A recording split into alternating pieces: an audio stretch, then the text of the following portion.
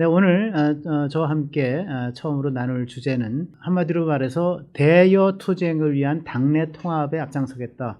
이렇게 자기 포지션을 설정한 것 같습니다. 대여 투쟁을 위한 당내 통합을 결심했다. 네, 며칠 전에 제가 어차피 여러분들과 일주일에 한 번씩 만나는 거기 때문에 며칠 전 소식이라도, 그리고 이 소식이 다른 데서 이게 크게 알려진 내용이 아니기 때문에 여러분들에게는 조금 새로운 소식이 될 수도 있을 것 같습니다. 네. 또 한편으로는 반가운 소식이 될 수도 있고, 사실은 또 한편으로는 조금 우려되는 소식일 수도 있습니다. 왜냐하면은 당내 좀 뭐랄까요, 이게 열렬 지지층, 좀 약간은 강성이라고 보여줄 수 있는 그런 지지층을 등에 업고, 그리고 이제 당 대표에 됐기 때문에, 근데 이 지지층들이 원하는 것 중에 하나가 이제 여러 가지 있지 않습니까? 윤석열 대통령에 대한 탄핵이 부당한 거 아니냐. 또 일부 조금 더 나아간 지지층은 윤석열 대통령의 계엄이 정당하다, 윤 어게인 돼야 된다, 이런 얘기를 하는 분, 전한길, 지금 최고위원 된 김민수 최고위원, 이런 사람들, 그래서 윤석열 심지어는 석방하라 이런 얘기도 나오고, 이렇게 좀 많이 나가신 분들도 있고, 그래서 이제 이런 분들의까지 지지를 얻고 지금 당권 출마해서 전당대회에서 당대표가 됐는데, 그리고 또 한편으로는 이제 한동훈계, 친한계, 이거 같이 정치 못하겠어. 이 사람들 너무 당내 분란 세력 아니야? 어떻게 국민의힘 다수 세력을, 다수의 이 국회의원들을 이게 내란 동조 세력으로 몰아가는데 동참하고 청산 세력처럼 여기고 있는 건지, 우리 왜 극우머리를 하는지, 이런 계속 이 사람 정치 같이 못하겠어, 당 나가라 그래, 절연해야 돼, 이런 또 욕을 하는 사람들이 있는데, 김민수 최고위원, 제가 좀 전에 말씀드렸지만 저는 시한폭탄입니다. 지금 굉장히 강성 발언들을 쏟아내고 있죠. 물론 이제 어저께 같은 경우는 어저께 여당의 일부 강성파 이제 국회의원들이 이제 윤석열 대통령의 이제 잠옷바람으로 이제 영장 집행을 거부했다라고 하는 거. 네, 그거를 이제 CCTV를 확인해 봐야 되겠다. 사실은 이 CCTV 확인할 내용이 아니죠. 왜냐하면 구치소의 CCTV라고 하는 거는 원래 이제 수감자의 안전, 생활, 그다음에 생명 보호 문제, 이런 것과 질서 유지, 요것을 대응하기 위해서 설치한 건데, 이것을 마치 이게 어떤 죄상을 밝혀내기 위해서 이게 CCTV를 본다라고 하는 것은 일단 법의 취지와 어긋나기 때문에 전 불법적 행위다라고 하는 윤석열 전 대통령의 변호인단의 말에 전 동의합니다.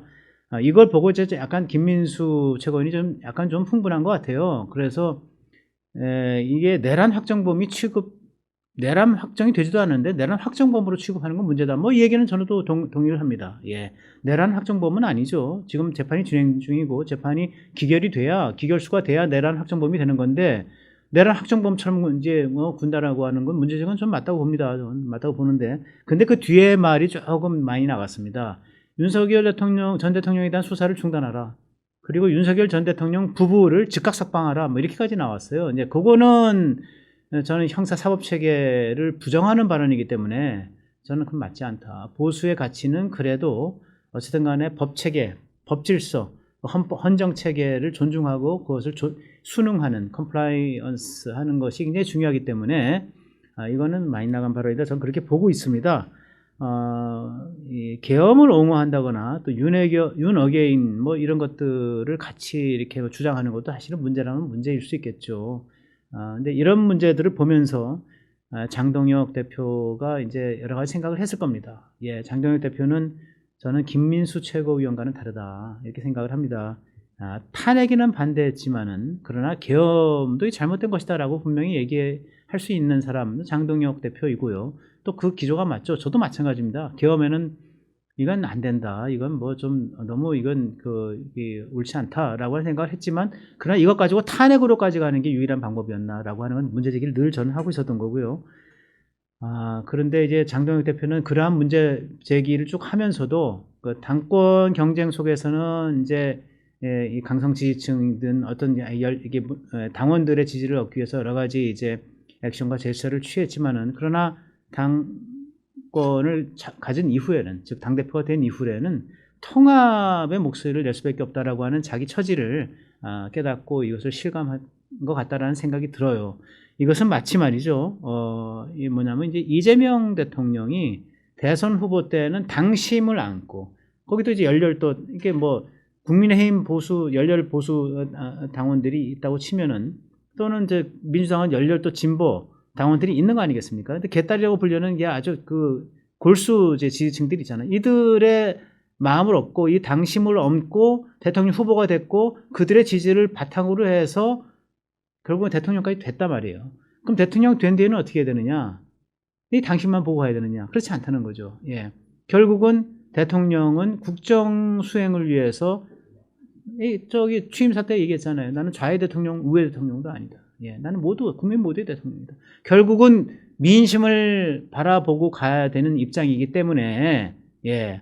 그러니까 결국은 이 당심을 넘어서 민심으로 가는 대통령 비슷하게 야당 당수인 국민의힘 대표 장동혁도 당심을 업어서 당대표가 됐지만은 그러나 결국 민심을 봐야 되고 그리고 외연을 확장해야 되기 때문에 이런 스탠스, 이런 결심을 한 거 아닌가 생각이 듭니다. 이 대목에서 제가 장동혁 대표와 전화 통화했던 내용 여러분과 함께 간단하게 나누겠습니다. 네, 장동혁 대표 전화 통화에서 이제 일단 영수회담 제의에 대해서 이렇게 얘기합니다. 그때는 이제 그 영수회담이라고 하는 말이 나왔던 거기 때문에 영수회담 제의에 대통령이 만나자는데 못 만날 이유가 없다. 대통령이 그 소위 그 외국 순방의 성과를 설명하는 자리인데 그걸 안 들을 이유가 없다. 예. 그게 정통성이 있느냐 없느냐를 떠나가지고 일부의 대통령이기 때문에 가서 나는 들을 의무가 있고 권리가 있다. 다만 야당의 요구를 분명히 전달하겠다. 그래가지고 이제 그 자기의 입장을 분명히 했고요. 그리고 나서 제가 몇 가지 더 물었습니다. 예. 조경태의 그 당권 경쟁을 하면서 조경태와 굉장히 그 뭐 험악한 분위기까지 갔잖아요. 조경태 의원이 뭐 서로 뭐 절연하라 그러고 윤석열 절연하라 그러고 그다음에 또 장동혁은 조경태에 대해서 구구몰이를 하는 그 입장을 계속 한다면 당을 결심해라, 결단해라 이렇게까지 얘기했잖아요. 당을 떠나라는 얘기죠. 그런 조경태 후보 의원에 대해서 품겠다라고 얘기를 합니다. 이 대목에서 어떻게 왜 조경태 의원을 품을 생각을 했느냐 그랬더니 결국 장동혁 의원이 저는 100점짜리 답변을 했다고 생각합니다. 저한테. 어떤 답변이냐? 민주주의는 다양성이고 다양성이 있어야 건강해지는 거 아니냐. 그래서 내가 100번 옳은 말이다. 그러면서 내가 김대중 대통령 제가 그때 취재를 많이 했기 때문에 그때 청와대를 출입했고 김대중 대통령의 당 운영 방식에 대해서 얘기를 했습니다. DJ는 늘 7대3의 원칙을 지켰다. 70% 주류를 썼으면 30%는 비주류에게 당직도 주고 인사를 했다. 예. 그렇기 때문에 당이 다양성이 살아나고 당이 건강성을 회복할 수 있었던 거다. 이제 이런 얘기를 제가 했고 장 대표가 하고에 대해서 굉장히 이제 긍정을 했던 그런 기억이 납니다. 내친 김에 그럼 한동훈은 어떻게 할 거냐? 예. 그랬더니 한동훈과도 직접 싸우지 않겠습니다. 네. 거기서 직접 말이 안 되는 주장을 계속 구구몰이를 계속 소위 그 당내 일부 세력에 대해서 탄핵에 반대했던 의원들이나 세력에 대해서 구구몰이를 계속 하나고 그러지 않는다면 그렇게만 격하게 나가지 않는다면 내가 한동훈 대표와 직접 싸울 일이 없다. 그럼 마지막으로 또 하나 물었습니다. 전환길은 어떻게 할 거냐? 당직 기용할 거냐? 전 전환길은 당직 기용할 생각이 없습니다. 그러면서 저한테 전환길도 자기한테 장경태 당선 이후에 전환길이 당직을 맡을 생각이 없다라는 얘기를 나한테 하더군요 라고 얘기를 하더라고요. 예.